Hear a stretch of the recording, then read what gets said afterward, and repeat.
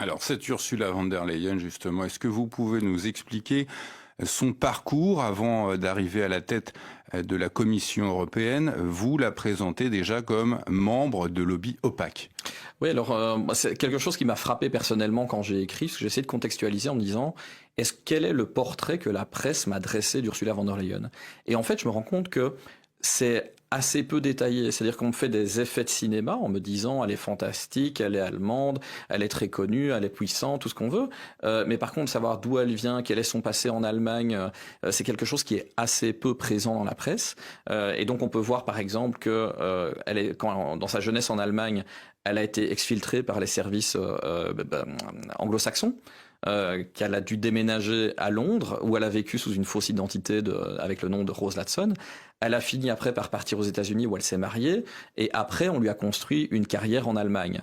Donc si déjà on explique ça à la population, c'est quelque chose d'assez troublant et étonnant, parce que ça en dit long sur l'indépendance qu'elle peut avoir par rapport aux intérêts anglo-saxons. Donc c'est quelque chose qui est très marqué chez elle. Et en plus de ça, on peut voir par exemple, qui était le père d'Ursula von der Leyen, qui porte le nom normalement d'Albrecht.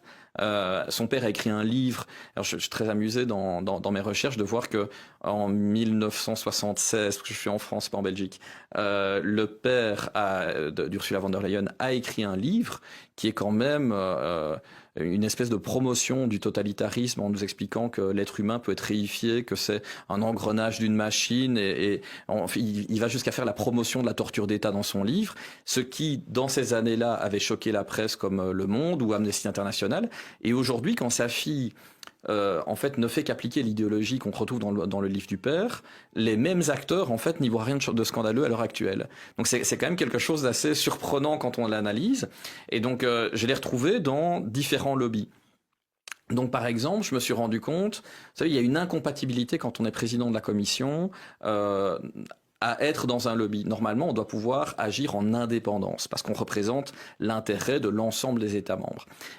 Et je remarque que, par exemple, elle déclare dans sa déclaration de conflit d'intérêt qu'elle a été membre d'un certain comité au sein du World Economic Forum, donc elle n'est pas Young Global Leader, mais elle est membre d'un comité qui est censé défendre les valeurs du forum et les propager quelque part et réaliser les objectifs du forum. En même temps, elle est lobbyiste pour un autre lobby qui est MSC, donc la conférence de sécurité de Munich, où vous avez vu J.D. Vance faire pleurer le président et choquer peut-être un peu Ursula von der Leyen. Donc, mais cette conférence de Munich sur la sécurité, elle est financée d'ailleurs par le fabricant d'avions américain Lockheed Martin. Alors, le fait de pouvoir tracer son appartenance à des lobbies qui tantôt sont déclarés, comme c'est le cas du WEF, qui est déclaré, il n'y a pas de problème, et d'autres qui ne sont pas déclarés. Donc elle a comme cette habitude de rencontrer des lobbies sans faire état de son rendez-vous, et de faire partie de cette industrie qui parfois ne se déclare pas ou qui agit un peu de manière spéciale. Il faut identifier quels sont les conflits d'intérêts potentiels qui émergent de là. A priori, tout le monde a un entourage, donc c'est pas la question. Mais quand elle a fait partie de la conférence de sécurité de Munich, même quand on trouve des titres un peu comme pour Nathalie Loiseau à l'ECFR, un titre d'apparat, en fait, c'est quand même être lié à une structure. Et donc ça s'examine quand même en matière de conflit d'intérêts et de liens d'intérêts.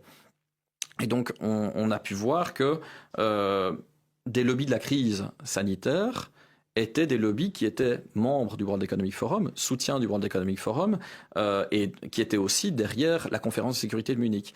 Et donc, qu'est-ce qu'on voit? On voit une présidente qui, au final, dans son premier mandat, à partir de 2019, a servi l'intérêt financier des géants de la tech, donc du digital, des données, et l'industrie pharmaceutique. Dans son deuxième mandat, elle essaye de servir l'intérêt de l'industrie de l'armement. C'est intéressant de voir qu'en fait, ce sont l'ensemble des industries qui sont en lien avec ces conflits d'intérêts.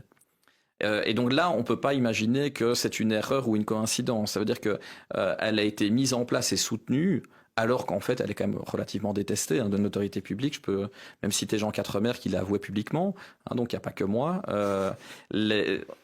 Cette femme est maintenue envers et contre tout en place.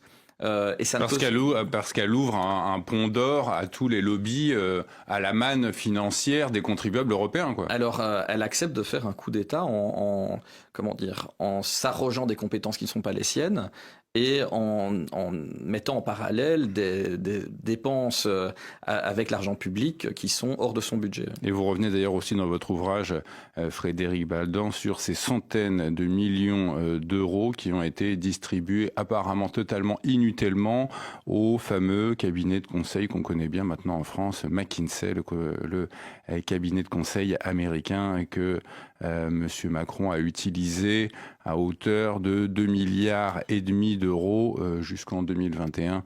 On avait entendu parler de cela pendant ces commissions parlementaires il y a quelques mois. Alors, Ursula von der Leyen, elle arrive à la